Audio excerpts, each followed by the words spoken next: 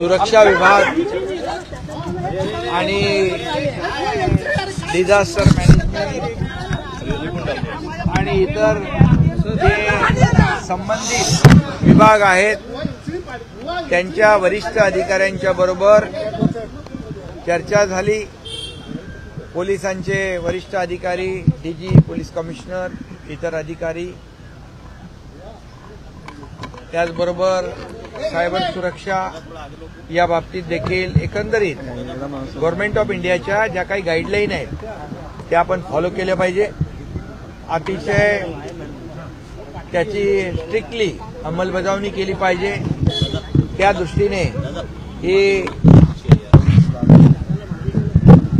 जे काही पहलगामच्या हल्ल्याच्या पार्श्वभूमीवर जे आता आपला भारत देश आणि पाकिस्तान या पार्श्वभूमीवर आजची बैठक अतिशय महत्त्वाची होती आणि केंद्र सरकारचा संबंधित विभाग वेळोवेळी ज्या गाईडलाईन देतो, सूचना देतो त्या फॉलो करणं आणि आपल्या महाराष्ट्रातल्या मुंबईतल्या ज्या व्हायटल इन्स्टॉलेशन आहेत, म्हणजे अगदी मोठे प्रकल्प आहेत, आपले मोठ्या वास्तू आहेत, सीएसटी आहे, बीआरसी आहे, जेएनपीटी आहे,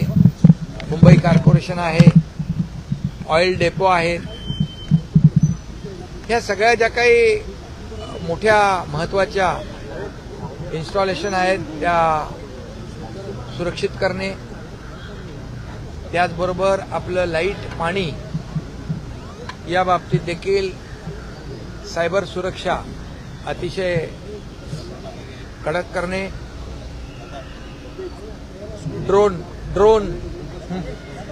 वर देखील लक्ष ठेवणे आणि त्याचबरोबर जे आपल्या मेडिकल सेवा आहेत त्या परिपूर्ण ठेवणे। एखाद्या वेळेस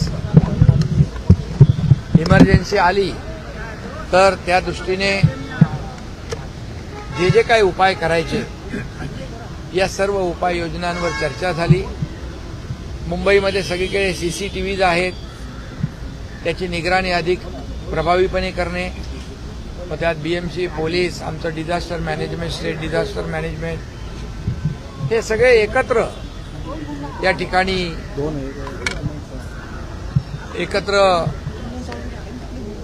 कलेक्टिव्ह आणि कोऑर्डिनेशनमध्ये ठेवून सगळ्यांना या ठिकाणी सुरक्षेच्या दृष्टीने उपाय करणे आणि त्याचबरोबर वेळोवेळी लोकांना देखील सूचना की लोकांनी पॅनिक होऊ नये आणि सुरक्षेची काळजी कशी घ्यावी त्या बाबतीत मॉक ड्रिल देखील काही ठिकाणी झालंय, अन्य ठिकाणी देखील मॉक ड्रिल होतील आणि म्हणून त्या सूचना देखील लोकांपर्यंत पोहोचल्या पाहिजे। त्या सायरनच्या माध्यमातून देखील असतील किंवा अन्य मोबाईल ॲपच्या माध्यमातून देखील आपल्याला त्यांना अलर्ट करता येईल लोकांमधलं पॅनिकनेस घालवण्यासाठी आणि त्याचबरोबर कोस्टल एरिया जो आहे आपला तो अलर्ट करणे, कोस्टल सिक्युरिटी आणि आपले पोलीस यांच्यामध्ये देखील कोऑर्डिनेशन ठेवणे, कोस्टल डिस्ट्रिक्टला देखील जो फंडिंग आहे ते सुरक्षेसाठी तो देखील मोठ्या प्रमाणावर त्यांना त्याची पूर्तता करणे आणि सुरक्षेच्या दृष्टीने जे जे काही आवश्यक आहे हे सगळं उपलब्ध करून देणे अशा बाबतीमध्ये चर्चा झालेली आहे। त्याचबरोबर 2-3 दिवसात air force, navy, army, coast guard यांच्याबरोबर देखील कम्युनिकेशन होईल आणि त्यांना काय आपल्या महाराष्ट्र शासनाकडून आवश्यकता, सहकार्य, सिस्टीम जे काय आवश्यक आहे या बाबतीत देखील चर्चा होईल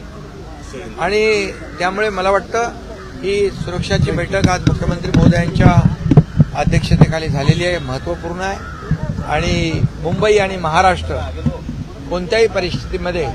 सुरक्षित ठेवला जाईल या पद्धतीने आपण सगळेजण आपली सिस्टीम अलर्ट करण्याची चर्चा यामध्ये झाली.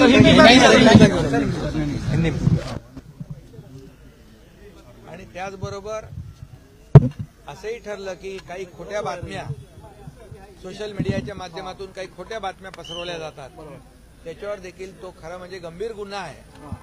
आणि त्याच्यावर देखील कडक कारवाई झाली पाहिजे, अशा प्रकारचा देखील निर्णय झालेला आहे. आणि लोकांनी देखील, आम्ही जनतेला, लोकांनाही आणि सगळ्यांनाच आवाहन करतो, विनंती करतो की तेही चर्चेमध्ये आलं की जे काय आता आपलं army, air force, navy, coast guard, police जे काही आपण ही तयारी करतोय, मुवमेंट असेल त्याचं चित्रीकरण करून, व्हिडिओ काढून हे देखील प्रसारित करू नये. हे देखील सुरक्षेच्या दृष्टीने घातक आहे आणि अशा प्रकारचं देखील नागरिकांनी देखील त्याचं चित्रण करून, व्हिडिओग्राफी करून त्याचं प्रसारण करू नये. या ज्या काय आपल्या मुवमेंट आहेत, ज्या सुरू होतील तयारीच्या दृष्टीने त्याचंही चित्रण करू नये.